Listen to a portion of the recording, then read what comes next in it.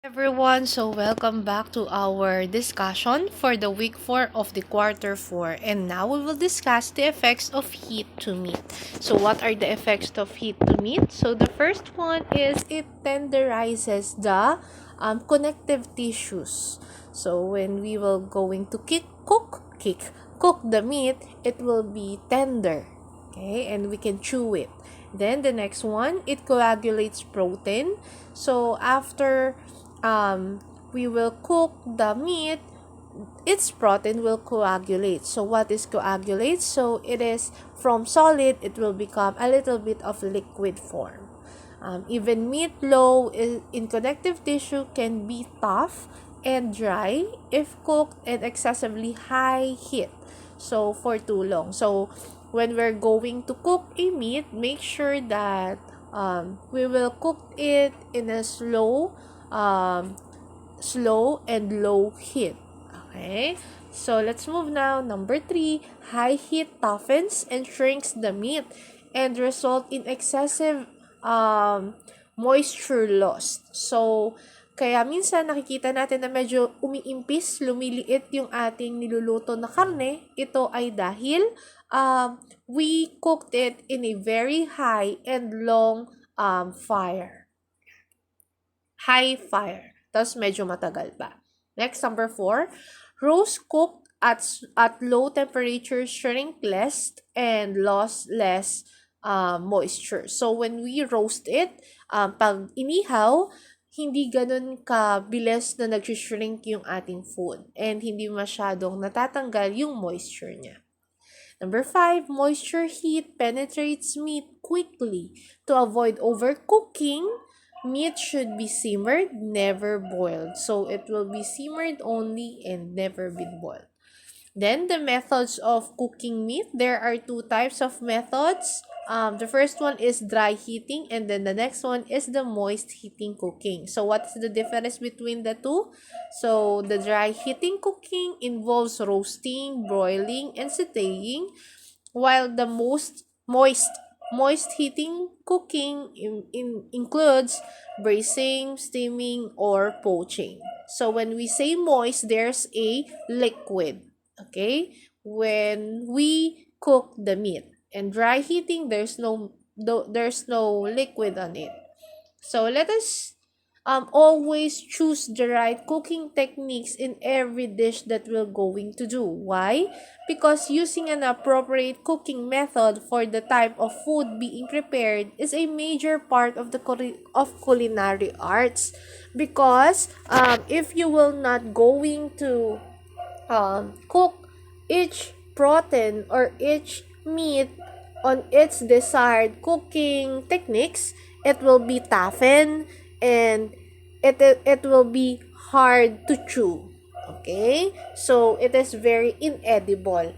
Ibig sabihin, hindi mo siya makakain ng maayos. Hindi mo ito makakain ng maayos. So, kindly read it in your modules. So, let's move now to the dry heating cooking.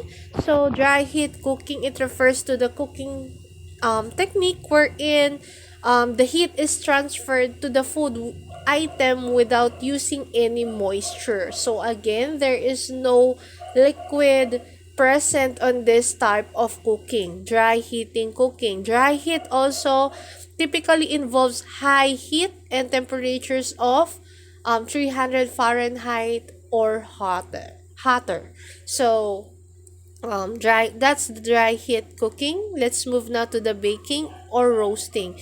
So in baking or roasting, we involves oven in this type of cooking method. So in an oven is a dry heat method because it uses hot air, not direct heat, but on hot air to conduct the heat.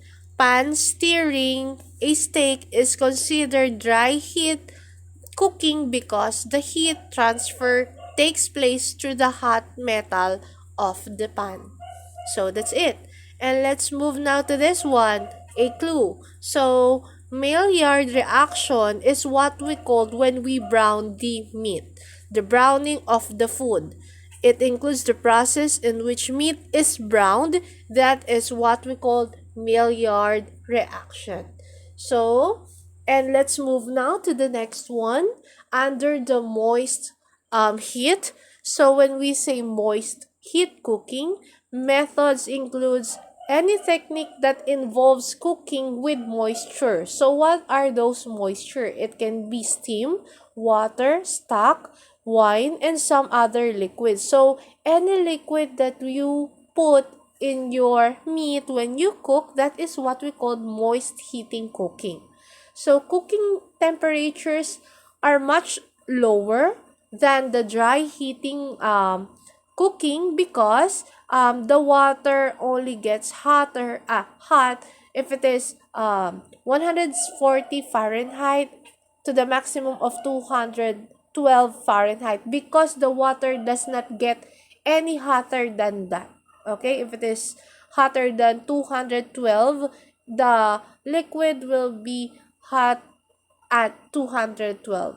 Okay, so what are the cooking types under the dry heat cooking? Let's focus first in dry heat cooking, then later on we will discuss the moist heat cooking.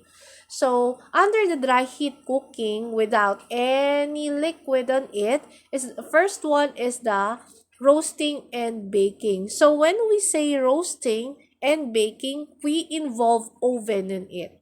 Okay, so we used oven to cook our meat. And for now, we have our air fryer. Now we have our air fryer these days. So it is also included in dry heat cooking, because we don't involve liquid on it. And then the next one is grilling or broiling. So we typically use a rack with charcoal fire beneath the rack. So that is what we called grilling, sa Tagalog pag-iihaw. Next one is the sauteing and pan frying.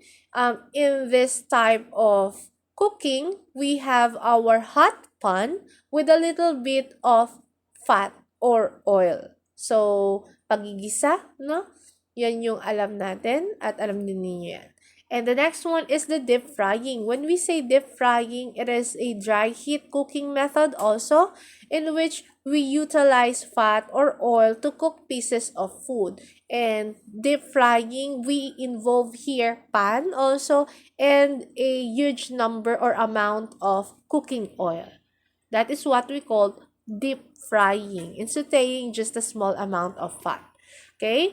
And then this one, let's move now to our moist heat cooking. So the first one is simmering. Simmering is different from boiling, because simmering is just before we reach the boiling temperature. Okay? It refers to cooking food in liquid, or even just cooking the liquid itself at a temperature just below the boiling point, because boiling is different from simmering. And boiling is, it is a moist heat cooking method, because it also involves liquid water. That happens when the liquid's temperature reaches the 212 degrees. So that is also discussed a while ago. And then the steaming, it is just like how we cook the siomai and the siopaw. Okay? In this method of cooking, it requires moist heat, because the heat is created by boiling water beneath the food, and then it evaporates only into steam. So by the steam, the cook was cooked. So the food was cooked using the steam of the boiling water.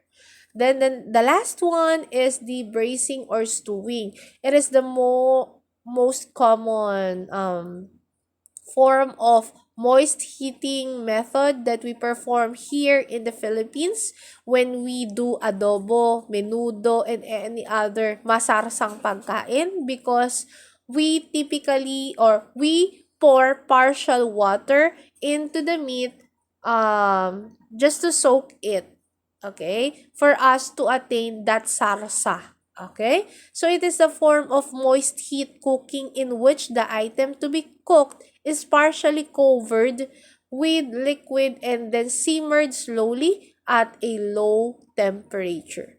So that is our topic, no, for this fourth quarter, and I hope you learned this. So thank you for watching, and I hope you learn it. Thank you.